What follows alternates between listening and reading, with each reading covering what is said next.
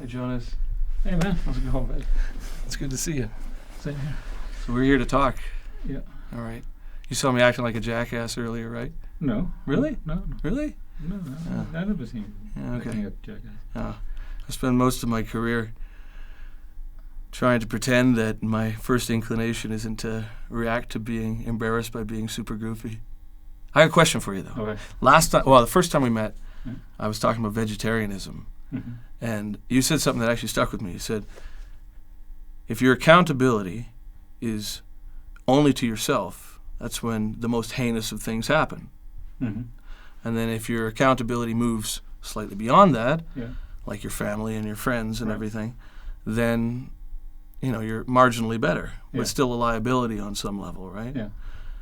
And if you get to the point where your accountability is everything, then it doesn't really matter. You could eat whatever the hell you want. Yeah. That's true. So do you eat meat? Oh, yeah. What's your favorite cut? Fillet of beef. Really? Yeah, that's about the only kind of cow I eat. But kind of.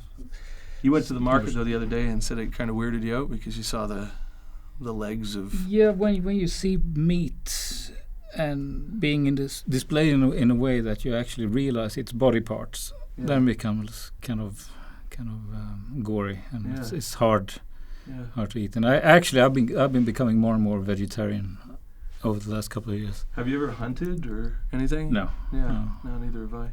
I saw a show on TV in the hotel last night where there was an African tribe and they skinned a deer and they sucked the marrow out of the bones. And it's just I can't.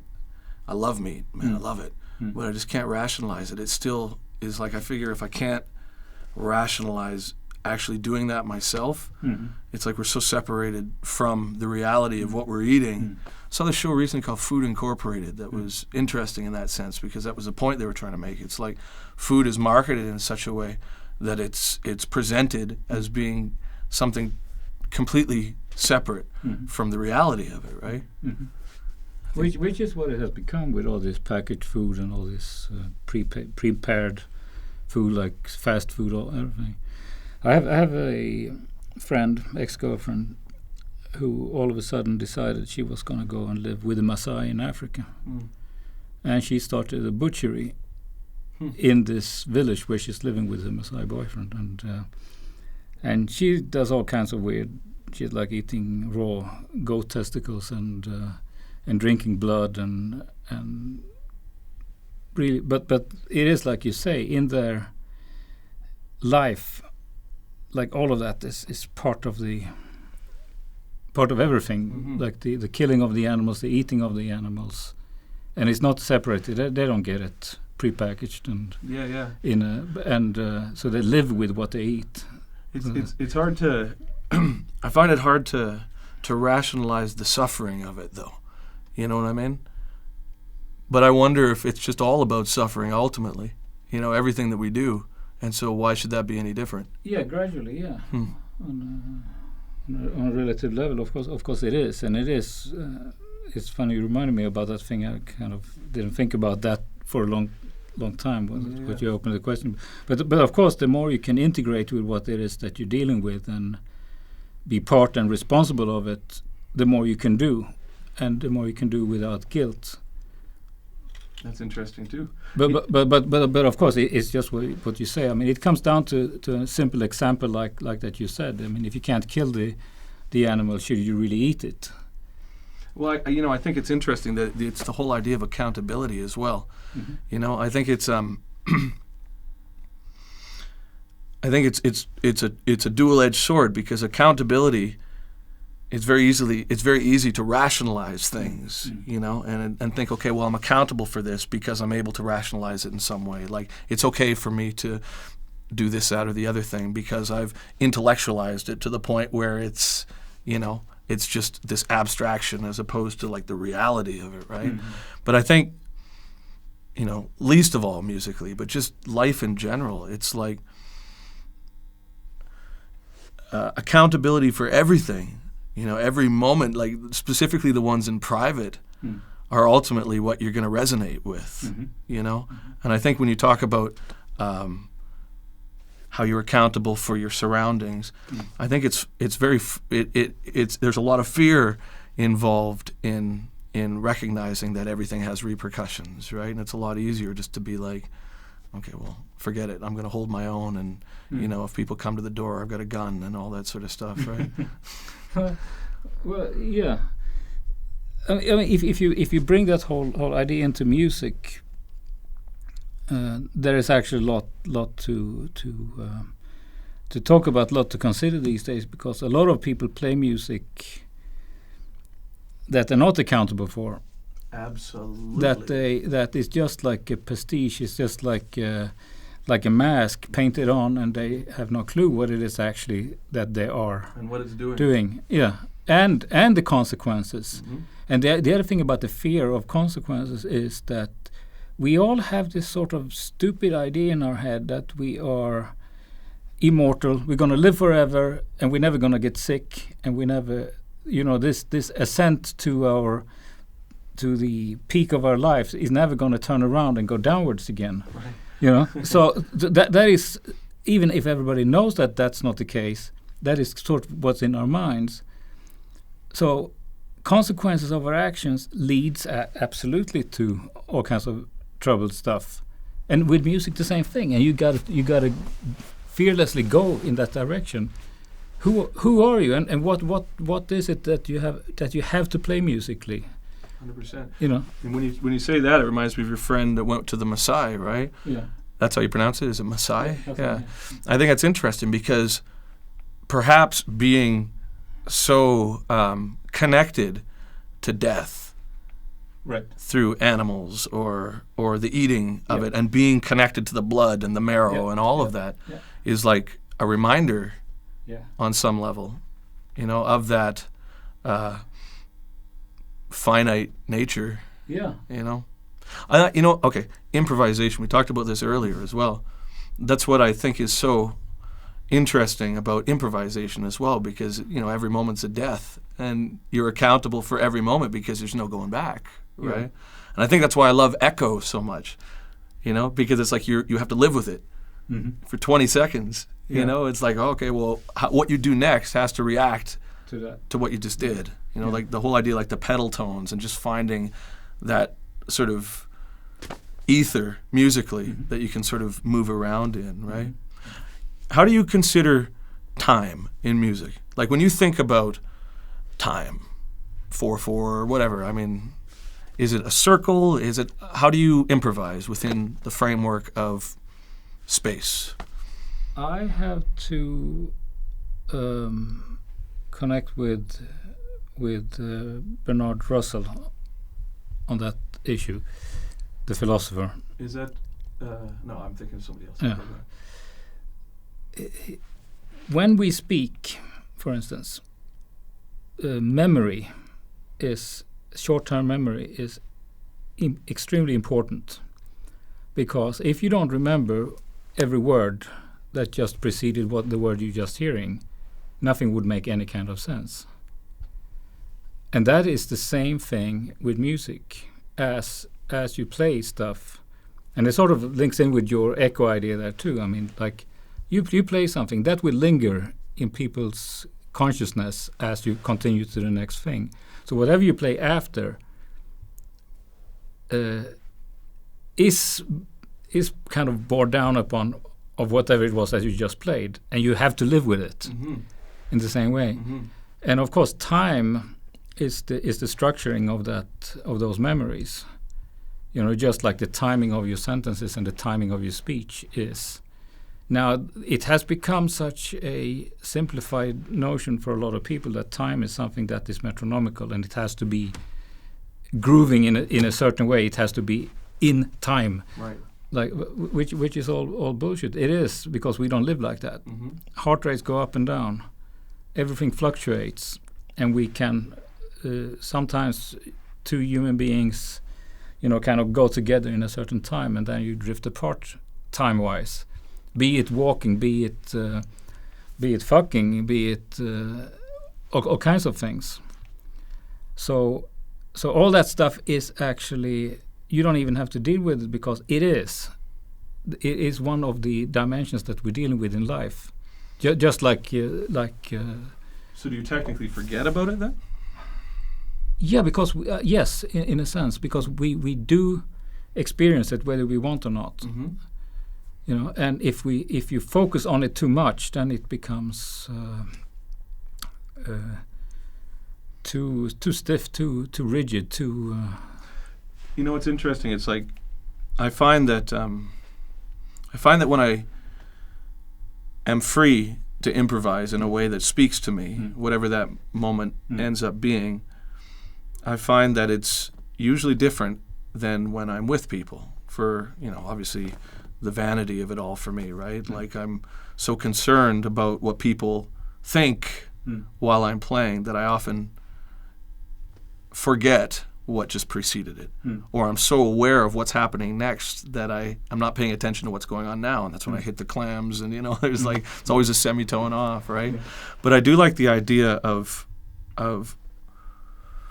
well, I guess the reason I brought it up is a friend of mine I talked to the other day, and we were talking about time. And I'm not technically aware. Well, I know I went to high school. I know 4/4, 3/4, 6/8, and all that. But, you know, I know you were in India, and you know the how that rhythmic structure works.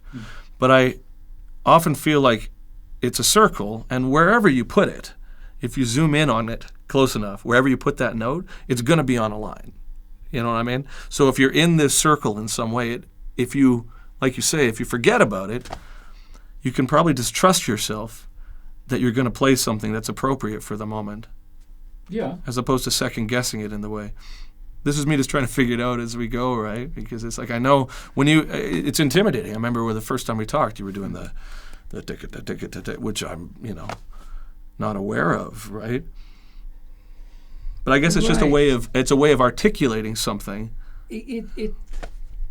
It's an explanation of the phenomenon of music. It is not music itself. Okay. And that is what I think one must not forget, because a lot of people get involved in theory of music, and they say, oh, this is jazz, you play this scale on this chord, and this is that, and this is this. And you go to India and you have these people say, oh, this is this rag, you can only play it in the morning, and it's forbidden to play it in the afternoon, and you can only use these ones. But that's not the case, because you play something, and the music itself has an impact on people, right? If you want to understand it in order to get a grasp on it, you can have tools to analyze it. And that's what that is. That is what that is. Oh, okay. That is not the music. Okay, yeah, that's interesting. You know, and if pretty brilliant, though. Yeah. Oh no, it's great. It's great, great, and it opens up your vocabulary for sure, because you become aware of more things. But really, my way of looking at it, I make some music and it goes out there. If somebody finds it and enjoys it and hears it a certain way, that's what they do. You know, they don't have to understand it the way I understand it. They don't have to even look at it or be aware of it in the same way. If it has an impact on some level, you know, you just reference it different ways and whatever it is. Do you think there's any such thing as an original musical idea, or do you think it's just all collective unconscious? Just like words. I mean, they happen in the space of everybody's intellectual processes. It's definitely. So the work that we do to perfect whatever it is that we do is more just to become effective workers than. Well, yeah, you can look at it as we are mirrors, reflecting light from people from the past. You know, somebody did something and you hear it, and it comes back a slightly different way. And subconsciously, whatever your intentions are going to come through, right? Yeah. Yeah. That's interesting, man. That's good to talk to you. Mm-hmm. Yeah. Well, you know, I think that ultimately, you know, you've got a few years on me, and I'm definitely a fan of your process, because I think your ability to articulate yourself, whether or not it's to describe what you've done through that, or the idea of getting to the root of what you're trying to do with your amplifiers, that's an inspiration, man. Mm-hmm. You know? Yeah, absolutely. Well, you know, all that with the amps, for instance, is just an effort to get something to play play on myself. That is the way I want it. You're a narcissist. Yeah. Oh yeah. Me too. Yeah. Good to see you. Yeah. But let me ask you a question. Please. With this direction in music that you're having, and that's been coming for a few years now, which is in many people's eyes very absurd. What is the in terms of what we just discussed, this like accountability and stuff? How does this fit together? I mean, it definitely, when you listen to your latest records and stuff, it does fit together. It's really refreshing and really damn cool that you go from this kind of echoey new age stuff to like the hardcore, you know, like but and the symphony orchestras and all that kind of stuff. Freedom, I think that's all I'm looking for.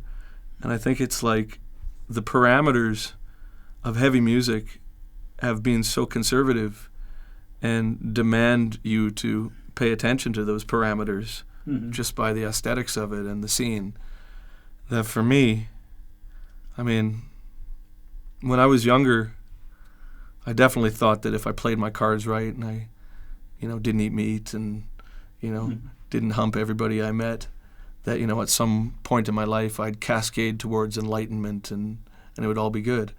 But at some point, maybe it was with kids or something, I realized that ain't gonna happen. I'm a middle-class white Canadian basket case who lives in the Western world and goes into panic when I don't have the internet, at a fast enough rate.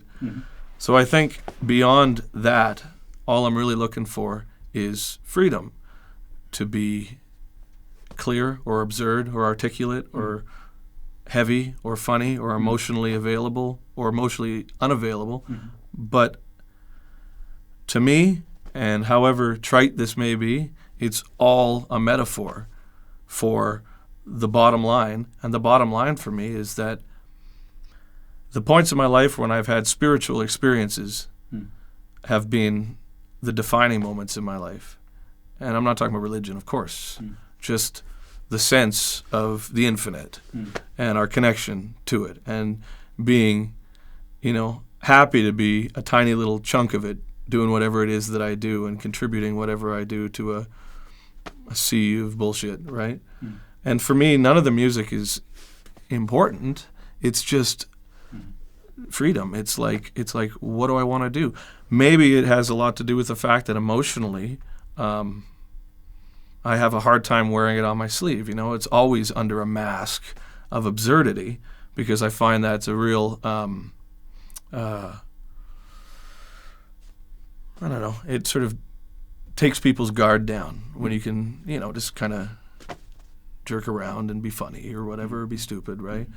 And if I can use that as a shield or a key, then perhaps what I can do musically is say things, real things that I really mean in a way that I can't in real life. And perhaps that absurdity also is diffusing in terms of, if you come out, and I'm not, in no way am I comparing myself to these people, but, if you look at, say, Sting or U2, their message, if you want to look at it, gets mired under this veil of humanity that's just, everybody's an idiot. We're evolutionarily, at this point, in my opinion, like amoeba still, We still like to fuck. We still, want to eat. We still like all these things. And at the end of it, we all shit.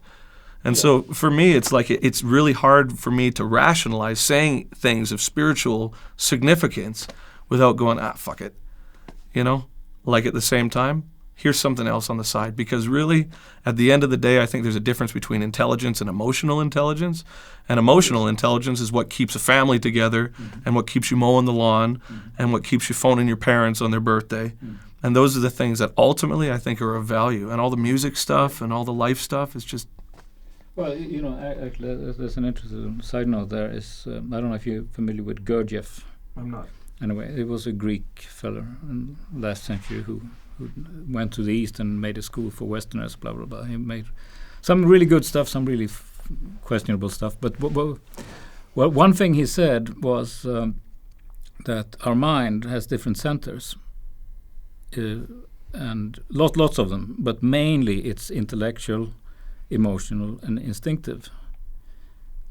And that totally relates also to the physical structure of brain, where you have like a, instinctive, the reptile brain, course, basically, and all that. And of course, what people do a lot wrong a lot of time is they try to think with their emotions, or or feel with their intellect, and and actually to that. Right.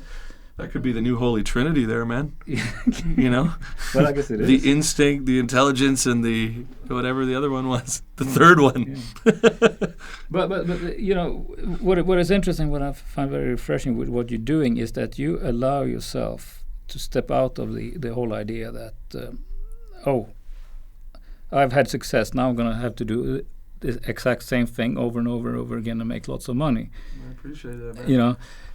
And it just, for me, being who I am and what I do in life, it boggles the mind that people allow themselves to get stuck in these kind of things, where they create a caricature of themselves and they just stay in it and never allow themselves to go outside this like very, very limited field of music that they operate in. Money, man, it's like the fear of failure, I think, is as well. I actually think the fear of success is as strong as the fear of failure, and I think that sort of, maybe in the instinctual part of the brain, is that sort of fight or flight, like, need to keep the fire burning, need to keep the kids fed, need to keep the wife happy or else I'm not getting laid, like all that sort of stuff, I think definitely plays into all that, right? Yeah. But I also think, as much as, that's a compliment, and I thank you very much for it, I wonder if it's actually just, for me, more about, I'm compelled artistically to go in certain avenues, and then my compulsion leads me to mine that vein so entirely that at the end of it, not only am I sick of it, but there's no fuel left. So even if I wanted to continue going down that road, I mean, what else is there to write about? It's like, I don't know about how you write, but when I start writing, it's the one idea that I think, that reminds me of something that I'm interested in right now. And those series of notes articulate this sort of emotional environment that I found myself in over the past 6 months or whatever. And so from there, it's like, okay, well, what does it look like? What does it sound like? What's the production like? What are the guitars like? What do the amps sound like? And then by the end of it, you've summarized a period of your life that no longer exists. So even if somebody came back and said, well, you got to do that again, I'm like, yeah. I know, I'd love to, especially when they're like waving a check. They're just like, hey, we'll set your family up if you go do that thing again. I was like, yeah, but I'm out of gas. Yeah. Anybody who really pays attention to what I do is going to know I'm full of shit. Within the first song, they're going to like, you're phoning it in. Yeah. Unless you find some sort of ironic slant to take on it. Like, this is a record about phoning it in. You know what I mean? Unless you do that, it's like everybody's going to well, because, in this day and age, people are still willing to fork out $10 for a CD or buy a shirt or come see a stupid ass playing a show.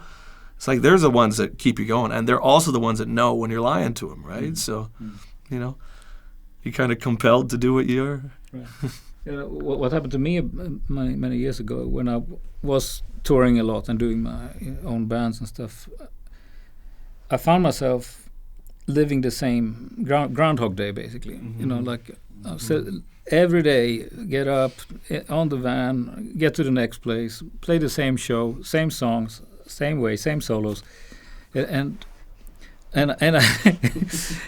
and I just got to the point that is not what I want to do, and I have become an extremist in the other direction, where all I really want to do is get on stage and just improvise and just play this very moment. Maybe it be rubbish and total bullshit, or maybe very nice sometimes, but I just want to be relevant to this bad situation right now, this moment. That's very inspiring. I've been on tour for 10 months. Yeah. And like I said, I don't drink and I don't do drugs. and I'm the only one, right? And after a while, the Groundhog's Day thing, it's like, I find touring for me at this point, it's about keeping it together in completely extreme circumstances. Right. And I think that as a lesson, at least at this point, because I don't think I'm over it yet, I think there's still some things that I need to learn from this whole process. Yeah. I mean, obviously, because, I'm touring for the next 3 years, right? Yeah. But what you're talking about is perfect. Yeah.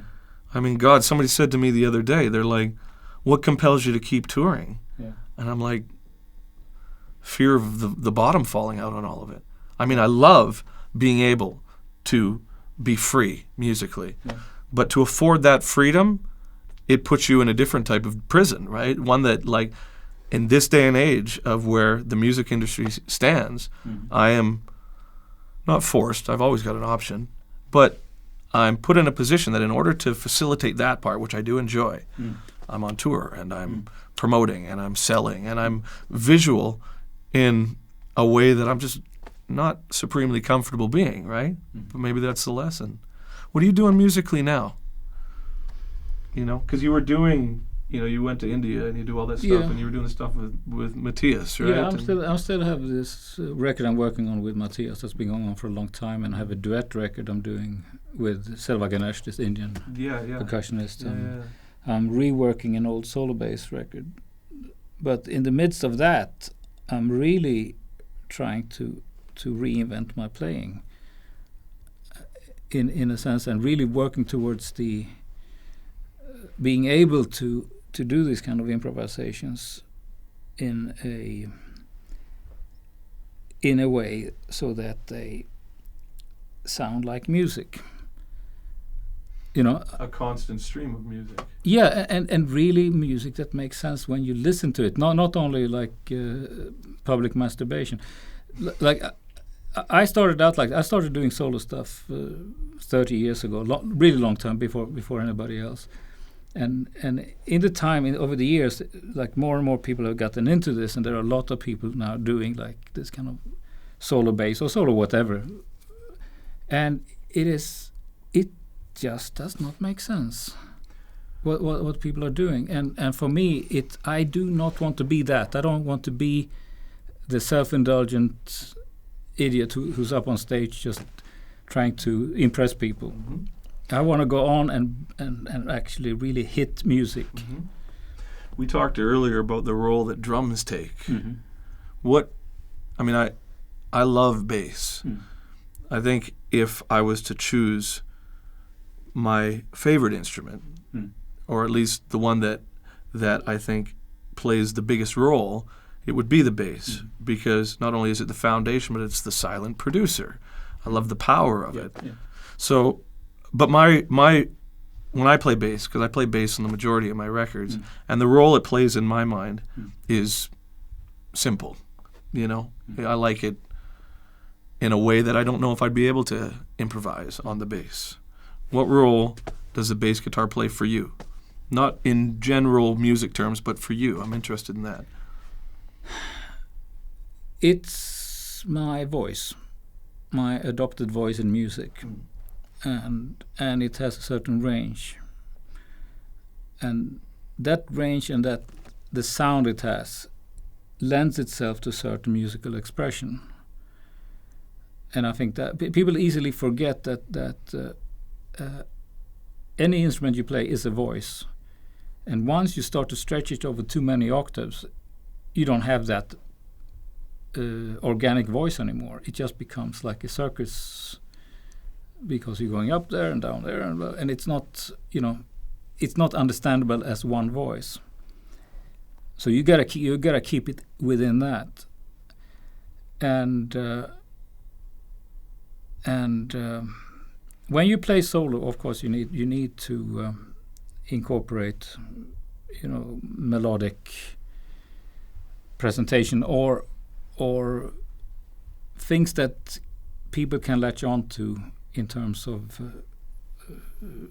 understanding in a musical sense what's happening, And of course, you have the foundation part. You have the harmonic structure part, and you have the timing part also, the chopping up of the time bits, so you have a development, and the architecture, not to forget, because you create a house of music when you play, and if you don't have the foundation and the walls and the roof and everything fits together, you don't. It's just like a plain field, and it's like very hard to. If you were to define the role of the bass in terms of the architecture of a house, what would you choose? It could be the entire house, okay. or it could be the foundation. I think that all instruments can fill all functions and all roles in music. Your amplifiers, then, how does that play into that role? The what? Well, your amplifiers, because I see how much passion you put into your amplifiers, but how is that meant to translate the bass? Is it meant to be a full spectrum? Yeah. Yeah, and is it supposed to be as representative of the tone of the actual bass as possible? Of these. Of the fingers? Okay. Of me, of whatever it is. Because I find that when any instrument really works well, you're not even aware that it exists. It is about your sound that you're trying to make, and it's coming out, and it really doesn't matter what's between you and the sound. You're in the sound. I mean, that's how I function when I really get into music. I don't need to tweak knobs or do this or that. It's just like you're in the sound, and the sound is created as you're playing, as you. Just one sound, right? Yeah, you react to the physicality of the instrument, and everything comes out. And if you have some annoying bottleneck that irritates you, like an amplifier or a speaker, you get taken away from that experience. You cannot get into it like that. How close are you with your amplifiers currently to that goal? They work for me. They work. There's always, of course, everything is always progressing, right? But yeah, everything is always progressing, and it also, you put something in one room, it functions one way, and if you put it in another room, it doesn't work anymore. Yeah, right. Acoustics is another big issue. You cannot bring your own house on the road with you, so just have everybody come there. Yeah. Well, Jonas, brother, I mean, it's been a couple years since we've met each other, and I really appreciate you, man. I think what you're doing is really cool, man. Absolutely. All right. Peace, brother.